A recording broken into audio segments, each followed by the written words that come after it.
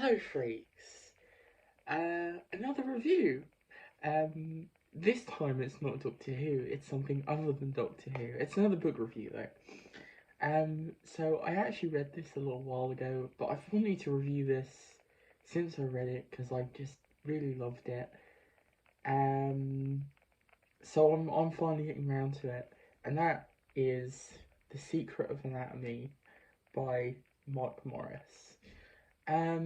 Which is quite a chunky book. It's 610 pages. Um, and I'm gonna get right into the review. No little thing. Well, I will preface this by saying, actually, what led me to get this was the recent sort of upsurge in people talking about Mark Morris on BookTube. Particularly Slime and Slashers has been reading his books.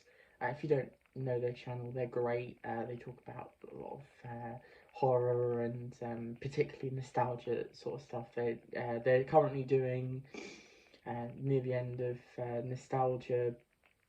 The nostalgia readathon thing that they do, which unfortunately I'm not joining in. But yeah, great channel. Go check them out if you haven't. Um, but yeah, they've been talking about and reading these books recently and raving about him. And I'd obviously known about him because of his Doctor Who stuff. I've not read any of his Doctor Who stuff. And sort of been interested in his horror, but had never sort of leapt to get it. But then I was like, oh, I'll give something a try. They haven't actually talked about this one. I don't think they've read this one yet, but I just picked this one up because it intrigued me.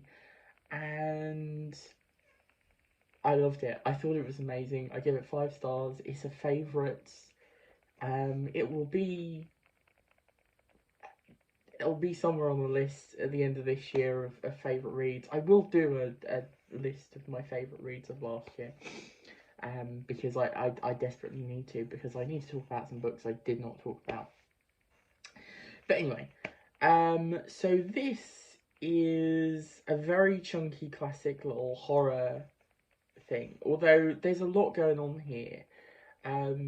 What really drew me into this was just the blending of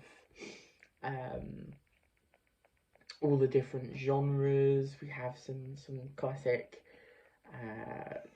vintage horror motifs. There's a slight Stephen King feel, particularly early on, with like the family drama and everything. We've got some sort of epic fantasy, suburban fantasy stuff going on. We've got some sort of end of the world, apocalyptic stuff, all just thrown in, and it's great. It's a real ride from start to finish. And I don't know if I've really talked about this, but I struggle with longer books. I don't generally enjoy and struggle to get through them.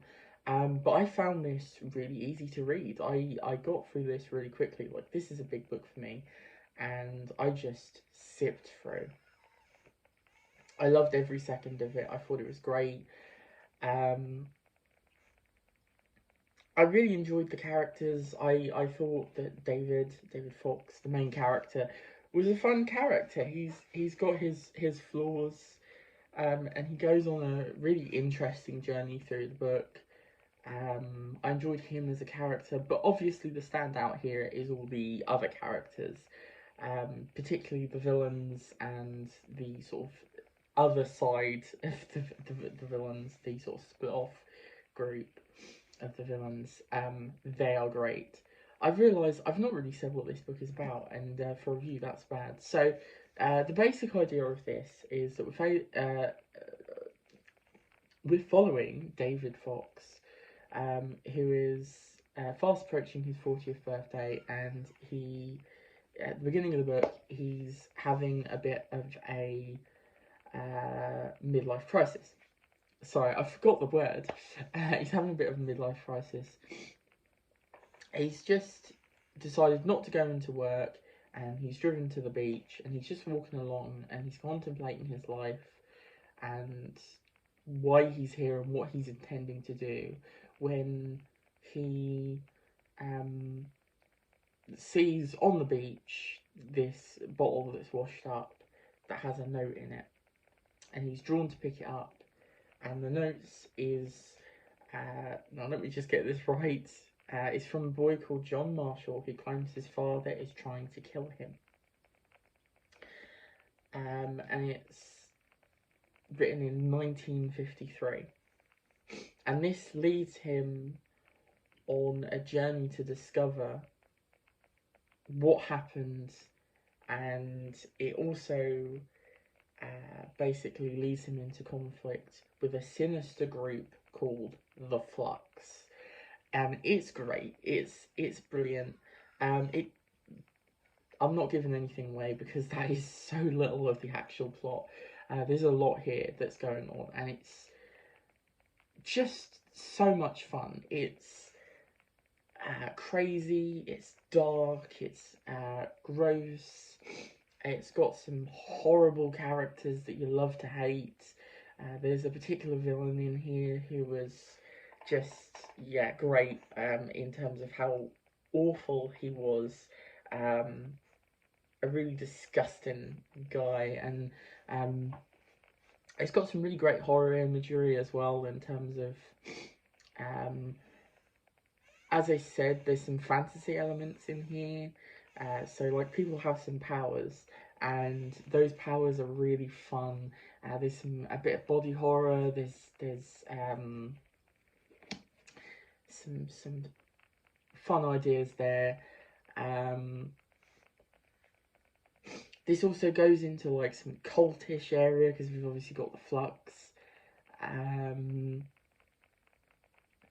But yeah, now obviously this being a book from the 90s, there is a little bit of outdatedness. Not much, to be honest. I don't think this really feels that outdated. I think it feels pretty good. But there are some slight, things.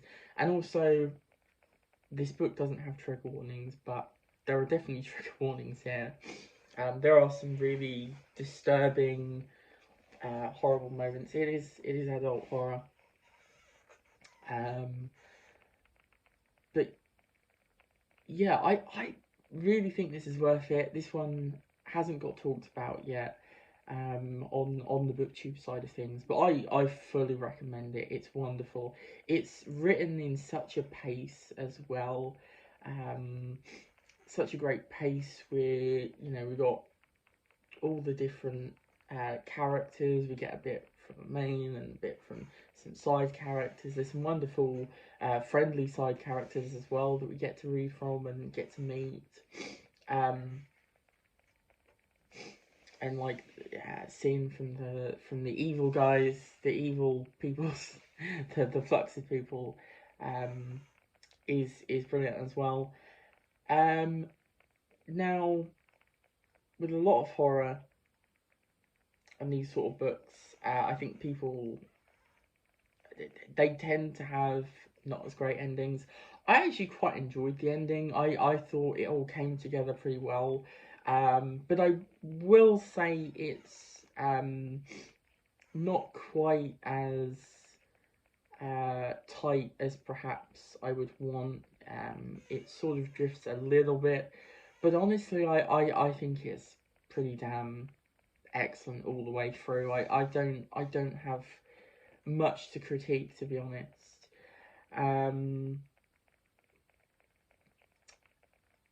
And also, it has some fun Doctor Who references in it as well, which I of course really enjoyed. So yeah. I think that's going to be the sort of short little review. But yeah, this is great. I highly recommend it. I'm really excited to get to some more of his stuff. I'm also planning to do a little bit of a, and this is kind of kickstarted it for me, reading Doctor Who writers' other work outside of Doctor Who, particularly Doctor Who authors, you know, book writers, because obviously he's a book writer. I also have Andrew Cartmell's The Wise, which I'm quite interested to read because when I read Cat's Cradle Warhead, I said then that I really want to read a horror, a straight up horror from him. I don't think this will be quite what I was saying, but this is close enough, so I'm quite excited for that.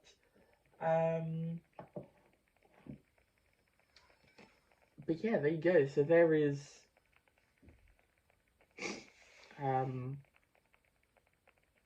the wild fun that is The Secret of Anatomy. It's just great fun. It's wild. There's so many points where I was just like, what, huh? of really not knowing where the hell this was going. I think it definitely weaves like the absurd with the very dark and horrible really, really well. And I just really had a fun journey with this. So of course, as usual, like and subscribe if you enjoyed the video, and do comment if you've read this book.